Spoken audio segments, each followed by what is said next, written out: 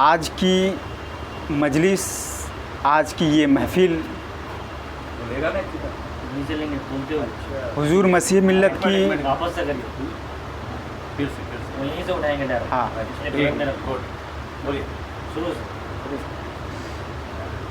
السلام علیکم ناظرین کرام، آج کی محفل حضور مسیح ملت کی نایاب تصنیف لا الہ الا اللہ محمد رسول اللہ صلی اللہ علیہ وسلم۔ اب آپ سن کے تھوڑا سا اٹپٹا سا آپ کو لگ رہا ہوگا کہ یہ کتاب کا نام لا الہ الا اللہ محمد رسول اللہ، کیونکہ یہ نام ہی کچھ ایسا ہے کہ یقیناً اس میں بہت ساری چیزیں چھپی ہوئی ہیں، اور صوفیہ کرام جانتے ہیں کہ پوری کائنات اسی کلمہ پہ موجود ہے، پوری کائنات اسی کلمہ میں موجود ہے۔ اسی وجہ سے ہمارے نبی کا کلمہ محمد رسول لا الہ الا اللہ محمد رسول اللہ، تو اسی پہ اس ذات کو بتانے کے لیے، اللہ اور محمد ان دونوں ذات کو بتانے کے لیے حضور مسیح ملت نے کتاب لکھی کہ اللہ کیا ہے ہم اور آپ جانتے ہیں اپنے اپنے حساب سے، لیکن جاننے کے باوجود بھی کبھی کبھی ایسے مواقع و محل ہوتے ہیں کہ ہم لاجواب ہو جاتے ہیں، میرے پاس کوئی جواب نہیں ہوتا، کہ اگیار مجھ سے جب سوال کر لیتے ہیں، میرے ہی اسلام کے تعلق سے جب پوچھتے ہیں، ہمارے نبی کے بارے میں پوچھتے ہیں، تو ہم جواب دینے سے قاصر نظر آتے ہیں۔ تو حضور مسیح ملت نے حالات کو دیکھتے ہوئے، دنیا کو دیکھتے ہوئے، اور اپنے فہم و فراست سے، اور بالخصوص یقیناً پڑھیں گے اس کتاب کے مقدمے کو، تو آپ کو ایک خاص بات نظر آئے گی کہ اس کتاب کو لکھنے میں کس نے رہنمائی کی ہے۔ دیکھیں، کوئی بھی چیز قلم اس وقت تک آپ نہیں چلا سکتے ہیں جب تک آپ کے مائنڈ میں، آپ کے دماغ پہ کچھ بات نہ چلے۔ اب بات مائنڈ پہ آئے گی کیسے؟ کوئی نہ کوئی ڈالنے والا تو ہوگا، کس نے ڈالا؟ ان ساری باتوں کو آپ پڑھیں گے اس کتاب کو شروع سے لے کے آخر تک، تو بات ظاہر ہوگی۔ اب دیکھیں کہ بے مثال رسول کی بے مثالی کو اس کتاب میں بیان کیا گیا ہے۔ آئیے ہم کھول کے دیکھتے ہیں، ایک بار درود پاک پڑھ لیجئے بحق کے پنجتن، اللہم صلی علی سیدنا مولانا محمد بارک وسلم صلو علیہ السلام علیہ۔ اب ہم اس کتاب کو ایسا نہیں کہ ہم کہیں سے یہ کر کے کھولیں پھر پڑھیں، جہاں یہ کتاب کھلے گی ہم وہیں پہ پڑھیں گے۔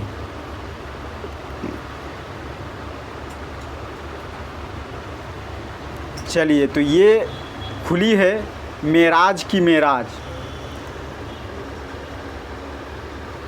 معراج کی معراج، اسی صفحے کو ہم پڑھ کے بتاتے ہیں۔ بسم اللہ الرحمن الرحیم۔ کیونکہ بات جب شروع سے پڑھتے، پورا بیان پڑھتے تو بات سمجھ میں آتی ہے آپ کو، لیکن پھر بھی ہم ایک ہی صفحہ پڑھتے ہیں، کیسا لگتا ہے۔ ہیڈ لائن ہے معراج کی معراج، کہ بازار طائف میں جو کچھ ہوا، طائف کے بارے میں آپ سبھی کو معلوم ہے کہ طائف میں کیا ہوا تھا، تو اسی تعلق سے حضور مسیح ملت نے لکھا ہے کہ بازار طائف میں جو کچھ ہوا اس کو اللہ کے محبوب صلی اللہ علیہ وسلم پر اتنے مظالم ہوئے جس سے انسان کے ساتھ ساتھ حیوان و درندے بھی شرمندہ ہو گئی۔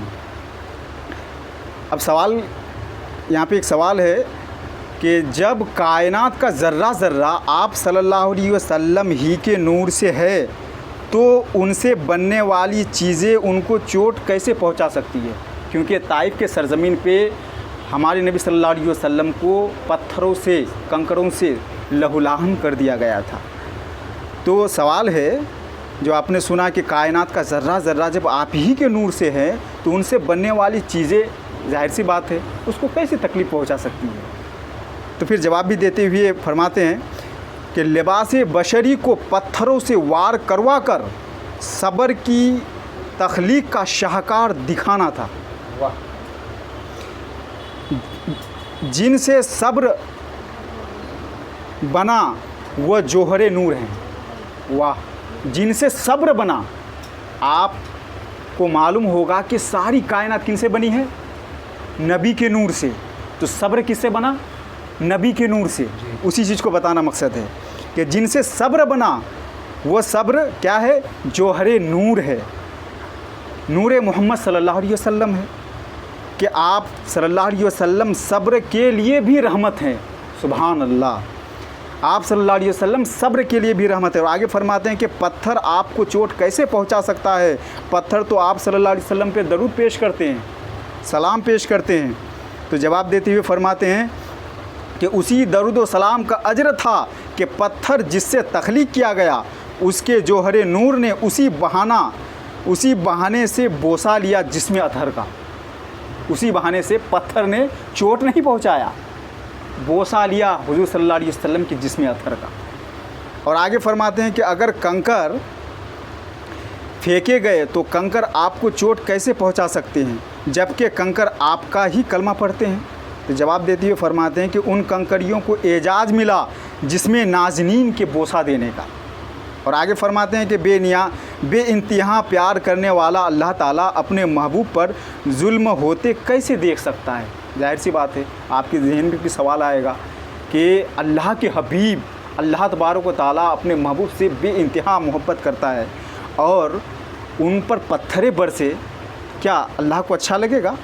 نہیں لگے گا۔ وہ کیسے برداشت کر سکتا ہے؟ ظلم ہوتے ہوئے کیسے ہمارے نبی پر ظلم ہوتے ہوئے اللہ تبارک و تعالیٰ کیسے دیکھ سکتا ہے؟ تو جواب دیتے ہوئے فرماتے ہیں کہ آج محبوب نے اپنے محب سے کہا تھا کہ میری رضا کی خاطر جو ہو رہا ہے ہونے دیا جائے۔ آج امی اور امتی کا معاملہ ہے، آج امی اور امتی کا معاملہ ہے۔ امی کون ہے؟ رسول اللہ صلی اللہ تعالیٰ علیہ وسلم۔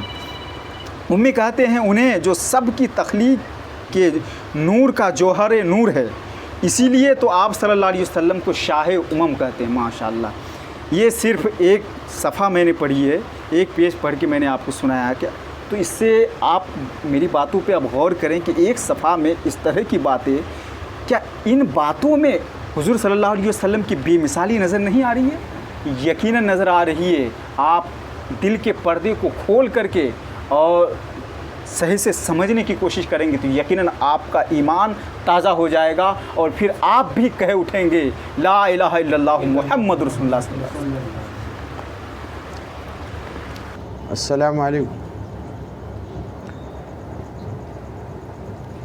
اللہم صلی علی محمد وعلی آل محمد وبارک وسلم۔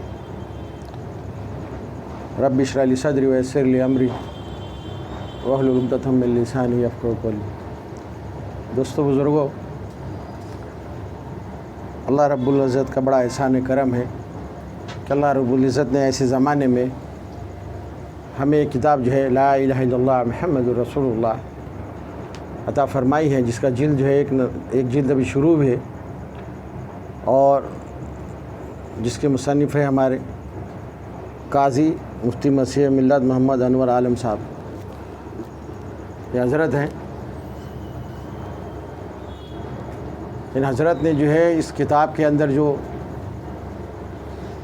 بے مثال نبی کی جو ہے باتیں لکھی ہیں، تو اب تک تو جو ہے ہم کہہ ہی رہے تھے، اب کتاب جو ہے میرے ہاتھ میں موجود ہے اور اب میں جو ہے اسے پڑھنے جا رہا ہوں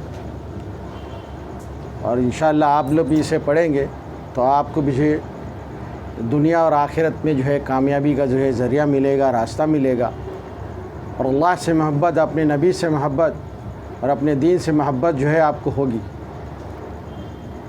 تو انشاءاللہ جو ہے میں اس کو شروع کرتا ہوں، آپ بھی جو ہے اسے ملاحظہ فرمائیں۔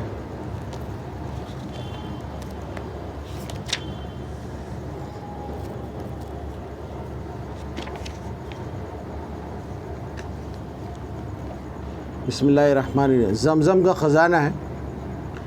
زمزم کی کھدائی کے وقت سونے کے 2 ہرن اور کچھ تلواریں، زمزم کی کھدائی کے وقت سونے کے 2 ہرن اور کچھ تلواریں، زریں بھی ملی۔ یہ دیکھ کر قریش نے کہا، اے عبد المطلب، ان چیزوں پر ہمارا بھی حق ہے۔ عبد المطلب نے ان چیزوں میں ان کا حق تسلیم کرنے سے انکار کر دیا اور کہا، اگر تم حصہ لینے پر مصر ہو تو آؤ فال کے تیر نکلوائیں۔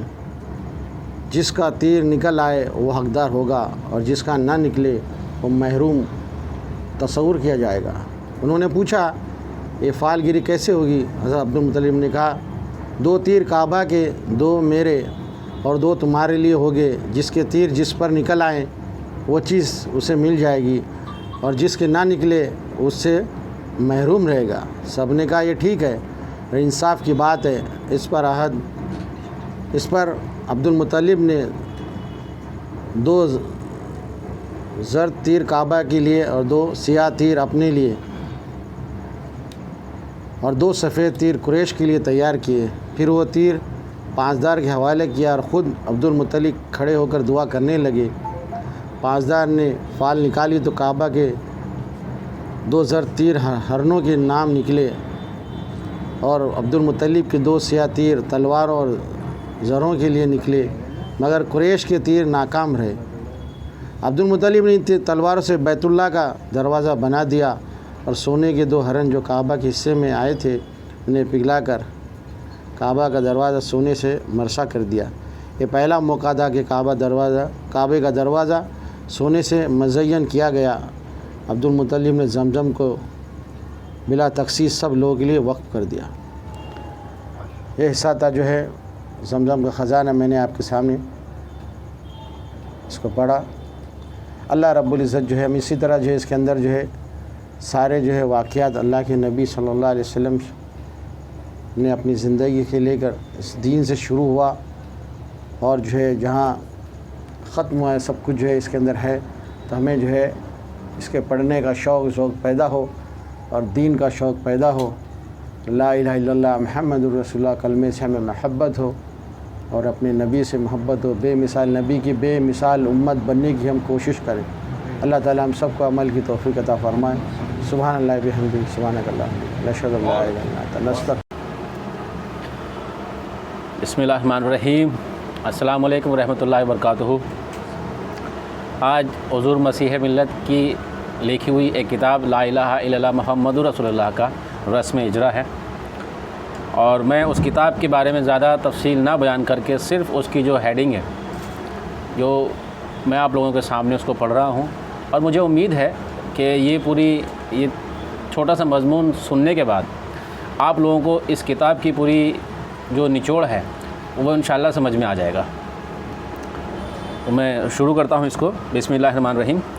اللہ رب العالمین کے محبوب رحمت للعالمین، بانی اسلام، امام الانبیاء، وجہ تخلیق کائنات، حضرت محمد صلی اللہ علیہ وآلہ وسلم کی بے مثالی اور حقیقت اسلام پر مبنی یہ ایک شاہکار و بے مثال و لاجواب واحد کتاب ہے جو ہر مسلمان کے لیے ایک عظیم تحفہ ہے۔ اب اس چھوٹے سے مضمون کو سننے کے بعد، بلکہ یوں کہوں کہ مجھے پڑھنے کے بعد اس پوری کتاب کو پڑھنے کی بہت زیادہ خواہش ہو رہی ہے کہ کاش میں اس کو پورا پڑھ پاتا ابھی، لیکن میں اس کو ضرور پڑھوں گا پورا۔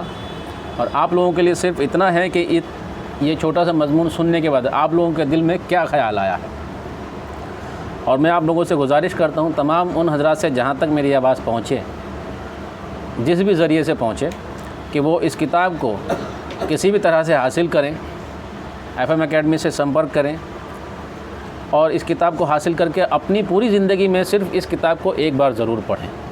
ہو سکتا ہے اس کو پڑھنے کے بعد اللہ آپ کے ایمان میں اور عقیدے میں اضافہ کرے۔ السلام علیکم ورحمۃ اللہ وبرکاتہ۔